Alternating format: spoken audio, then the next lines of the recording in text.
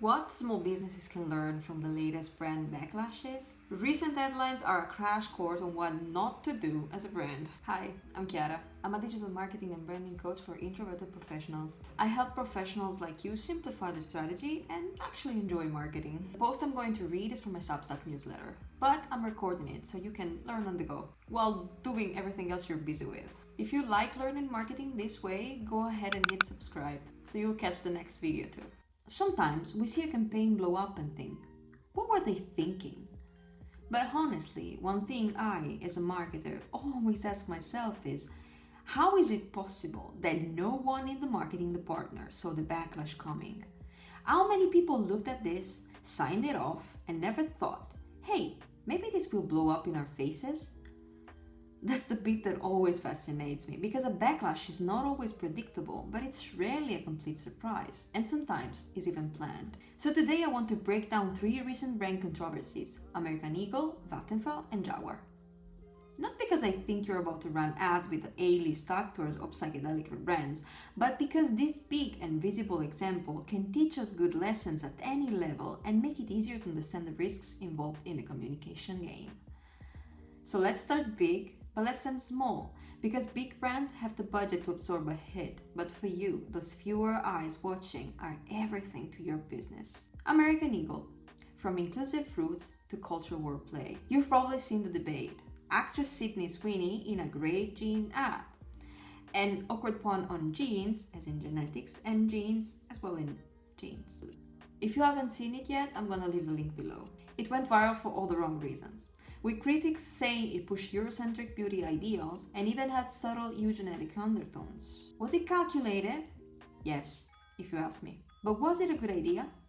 Depends on who you ask. But don't worry, I did a bit of research so you don't have to.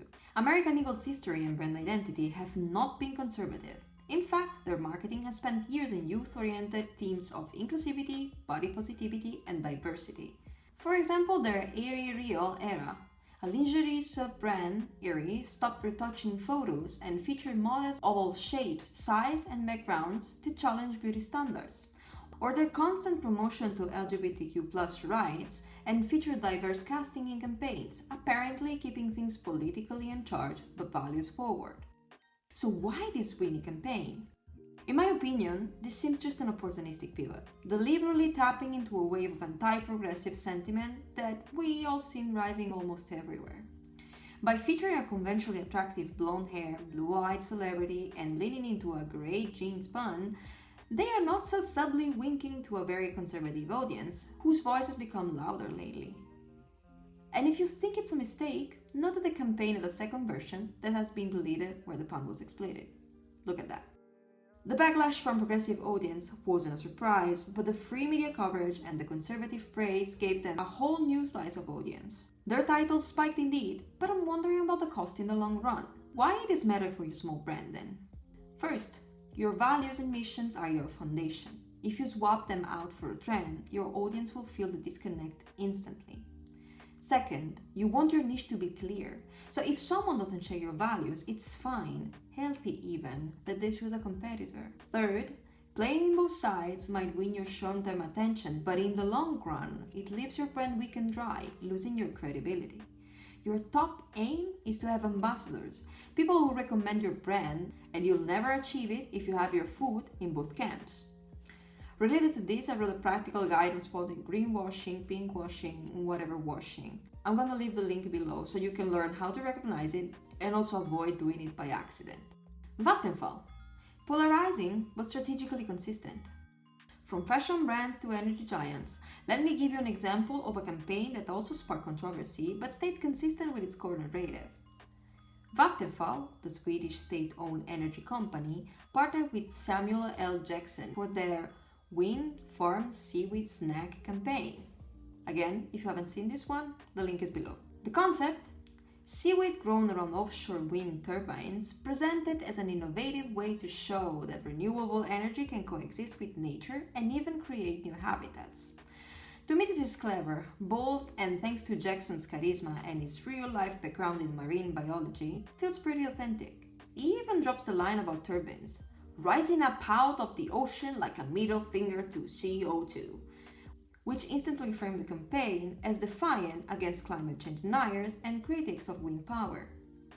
The controversy, though, wasn't about the ad's tone here, it was about Vattenfall's credibility. Critics accused the brand of greenwashing, pointing out that they still rely heavily on burning forest biomass, which many argue is worse for emission than coal, and are in legal dispute with Dutch NGOs over building new biomass plants. So, what are our learnings here? First, a great ad and a great spokesperson can carry your message far, but make sure your actions don't contradict your claims, or people will call it out. Second, claims like fossil-free means nothing if your supply chain or practices tell a different story. People are aware and attentive.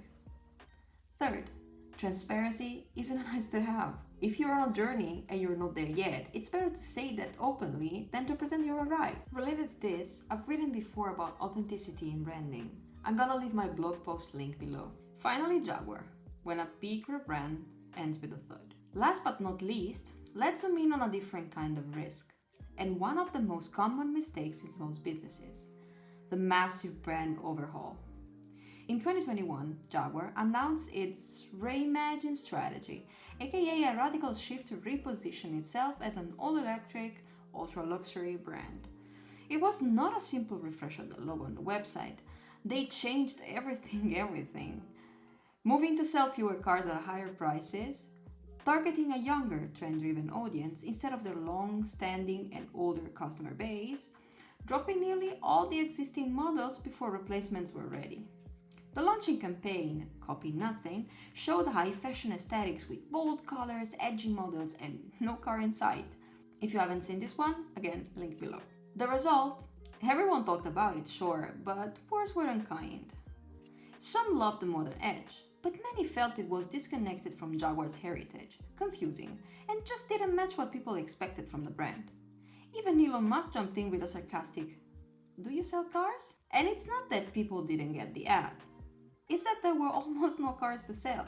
Based on the data I found online, apparently Jaguar created a product gap so severe that in April 2025, sales in Europe dropped by 97.5% compared to the year before. And we all know that scarcity and higher demand creates higher prices, but if there's really nothing for customer to actually buy, well, all the buzz just dies. So why does this matter for you as a small business owner? First, big changes in branding take time and budget for people to digest, and even then, it might not be enough if the shit is too abrupt. Second, marketing can't save a bad or missing product. Before you invest in a campaign, make sure your offers is ready and truly solves your audience need. Third, when you change direction, think about the customers you're leaving behind. If they make up the most of your current revenue, you need a strong plan to bridge that gap, or you risk kicking them out before you secure the new audience. From huge brands to your smaller brand. It's easy to watch these headlines and think, that's corporate drama, my small business is nothing like Jaguar, American Eagle, or Vattenfall. True, but the reason we learn from bigger brands is that their expensive mistakes save us from having to lose money in them at all. So here's my takeaways for you today. 1. Your audience is watching for consistency. Even if you have only a few hundred followers, they notice when your word and action don't match. 2.